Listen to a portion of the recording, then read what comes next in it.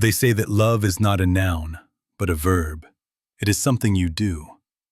It is the weight you carry so others don't have to. This is the story of a man who walked through the darkest valleys of poverty, simply so his daughters could one day stand on the mountaintop. The journey began on the rough tides of an unforgiving ocean. Leaving behind the only home they had ever known, a father and his two young daughters stood on the crowded deck of an immigrant ship. They had nothing but the clothes on their backs and a fragile hope for a better tomorrow. In his trembling hands, the father held their last possession, a single stale loaf of bread and a half-empty bottle of water. As the wind howled, he broke the bread, giving the larger portions to his children. He smiled, telling them he wasn't hungry, even as his own stomach cried out in emptiness. He was already learning the first rule of fatherhood: to starve in silence so your children can survive. When their feet finally touched the foreign soil, the dream collided violently with reality. They expected paradise, but they found a concrete jungle of towering steel and cold glass. The city lights were blinding, the noise deafening, and the people rushed by like indifferent ghosts. The father tightened his grip on his daughter's small hands. In their eyes, he saw fear reflecting the overwhelming scale of this new world.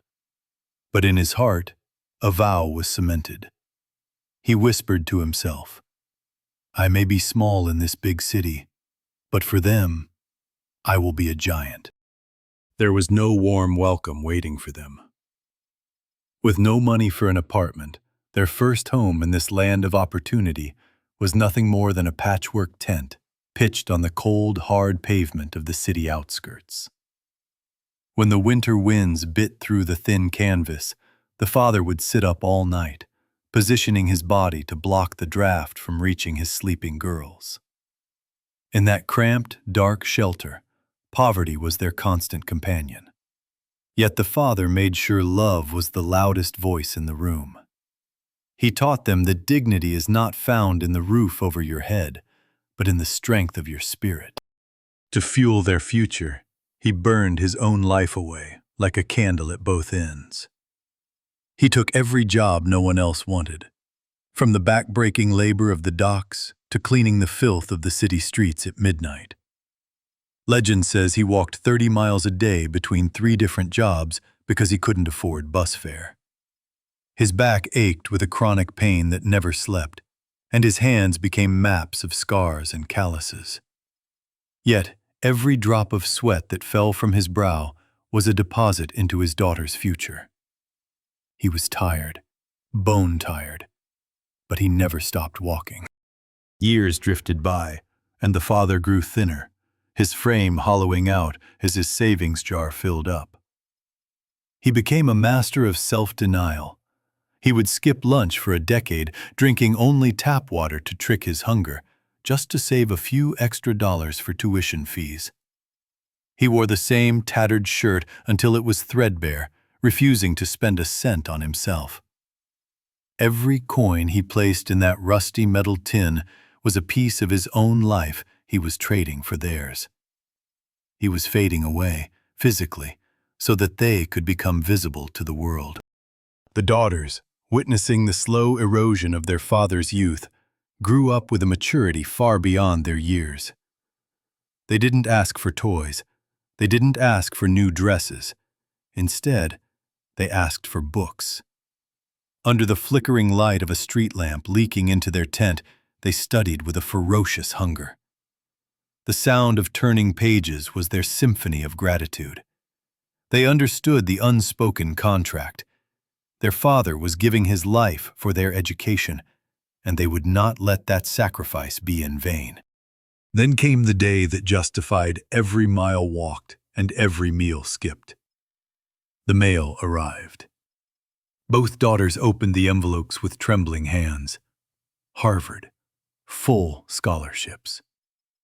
The air in their modest room shifted instantly. The father, now gray and frail, fell to his knees, not in exhaustion this time, but in overwhelming grace. They cried together, a flood of tears washing away years of humiliation and struggle. These were not tears of sadness. They were the liquid realization of a dream that had once seemed impossible. Walking through the hallowed halls of the Ivy League, surrounded by the children of the elite, the sisters did not forget where they came from. While others partied, they studied. While others slept, they worked. They carried the image of their father's blistered hands into every exam room. They weren't just studying for a degree. They were studying to rewrite destiny.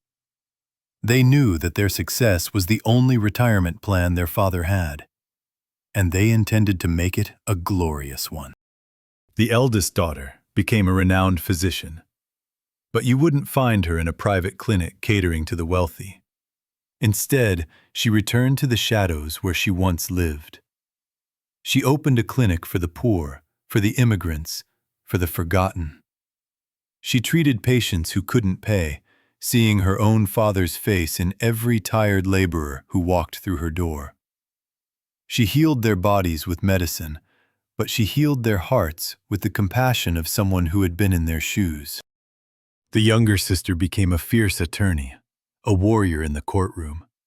She became the voice for the voiceless. She fought against the exploitation of workers, defending the rights of immigrants who were being crushed by the system. She remembered the nights her father came home, broken by labor laws that didn't protect him.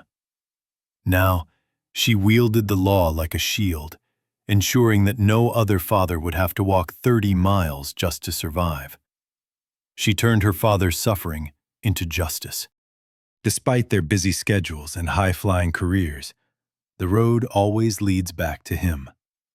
Every weekend, without fail, the doctor and the lawyer return to being just daddy's little girls. They leave their titles at the door to cook for him, to clean his garden, to listen to his repetitive stories. They know that the time is precious. They know that the strong back that once carried them is now fragile, and it is their turn to be the pillars of strength. In the twilight of his life, held in the warm embrace of the two women who are his masterpiece, the father finds total peace. He whispers to them, "I would do it all again. Every mile, every hunger pang, every drop of sweat. It was all worth it." In that hug, the circle of love is complete. The man who gave everything has finally received everything in return. This story is a reminder to us all. A parent's love is the most potent fuel in the universe. It burns silently, often unnoticed, consuming itself to light the way for the next generation. To everyone watching, if your parents are still here, call them, thank them, hug them. And if they are gone, honor them by living a life worthy of their sacrifice.